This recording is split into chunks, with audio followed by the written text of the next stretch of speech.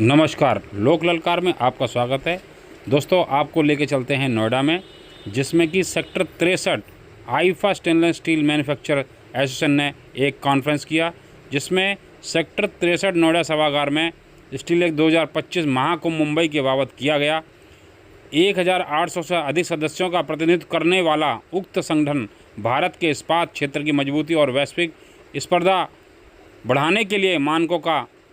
विकास, प्रथाओं, कराधान, व्यापक सुधार की मांग करता है। जिसमें कि प्रेस वार्ता में आईफा ने जोर देकर कहा कि क्षेत्र की पूरी क्षमता का दोहन करने के लिए तत्काल नीतिगत संरचनात्मक हस्तक्षेप आवश्यक है तथा मैन्युफैक्चर एसोसिएशन ऑफ महाराष्ट्र के सहयोग से भारत सरकार के इस्पात मंत्रालय के संरक्षण में संयुक्त राष्ट्र विकास कार्यालय के समर्थन में आईफा स्टेनलेस महाकुंभ आयोजन 19 से 20 सितंबर को बॉम्बे एग्जीबिशन सेंटर गोरेगांव में 37वें राष्ट्रीय इस्पात सम्मेलन के द्वारा आयोजित करेगा। इसमें मैन्युफैक्चरिंग एसोसिएशन के अध्यक्ष योगेश मधानी BIS मानकों की समीक्षा अवस्था पर जोर दिया गया। बताया कि भारत की विविध भौगोलिक जलवायु परिस्थितियों को देखते हुए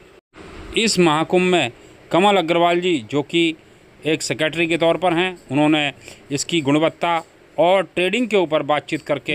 IIFA stainless steel manufacture association के ऊपर विशेष के लिए एम्फोसाइज कर रही है, काफ़ी इंडस्ट्रीज को सपोर्ट कर रही है। As steel already it pays I think more than 60% ऑफ इंडियन इंडस्ट्रीज। तो ये जो हमारी GST में रिफॉर्म्स हुए हैं और ये जो नए BIS कोड्स आए हैं, तो यू थिंक ये कितना हेल्पफुल है हमारे ग्रीन स्टील इंडस्ट्री के लिए और किस हद तक हमारी स्टील इंडस्ट्री को बेनिफिट करेगा सर? फर्स्ट ऑफ ऑल मैं आप लोगों के सामने ये कहना चाहूँगा कि ये सारा सब कुछ जो रिफॉर्म्स हो रहे हैं, इस रिफॉर्म्स के पीछे एक सशक्त भारत की नींव रखनी है। और ये जो ट्रम्प टैरिफ का जो इम्पैक्ट है वो हमारे इंडस्ट्री पे, हमारे कंट्री पे कम से कम हो, इसी की चीज़ को आगे लेके जाते हुए इस इम्पैक्ट को कैसे हम काउंटर करें, इसको हम आगे लेके जा रहे हैं। और हमारे मिनिस्ट्री ने सबने इसमें काफ़ी मंथन करके ये किया है कि GST में हमको एक रिफॉर्म ला रहा है और वी आर रियली ग्रेटफुल कि ये रिफॉर्म जो है हमारे आम आदमी के लिए बहुत बेनिफिट है। इसमें कॉस्टिंग काफ़ी कम होंगी, खपत ज़्यादा होंगी, इंडिया की खपत ज़्यादा होंगी,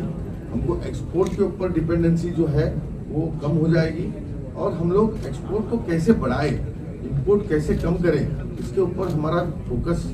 बढ़ाने के लिए ये सारी चीज़ें रिफॉर्म्स हो रहे हैं। अभी रही बात स्टील इंडस्ट्री की, तो स्टील इंडस्ट्री का एक पेंडिंग इशू अभी भी GST में चल रहा है। हम लोग कुछ अमेंडमेंट की बात कर रहे हैं क्योंकि ग्रीन स्टील के लिए हम लोगों को रॉ मटेरियल जो है वो समय निकाल के हम लोगों को सुनने आए। आपका इम्पोर्टेंस इस देश की कॉन्स्टिट्यूशन में बहुत महत्व रखता है और आपने हमेशा हमारे स्टील इंडस्ट्री को, जो कि बैकबोन माना जाती है इंफ्रास्ट्रक्चर ग्रोथ ऑफ इंडिया का, उसको सपोर्ट किया है। और मैं आपसे अपेक्षा करता हूँ कि आने वाले समय में भी आप हमें ऐसे ही सपोर्ट करें और नेशन बिल्डिंग में हम लोग काफ़ी कर रहे हैं और नेशन बिल्डिंग के लिए में हम लोग एक मुकाम हासिल करेंगे, ऐसी मैं अपेक्षा रखता हूँ। आज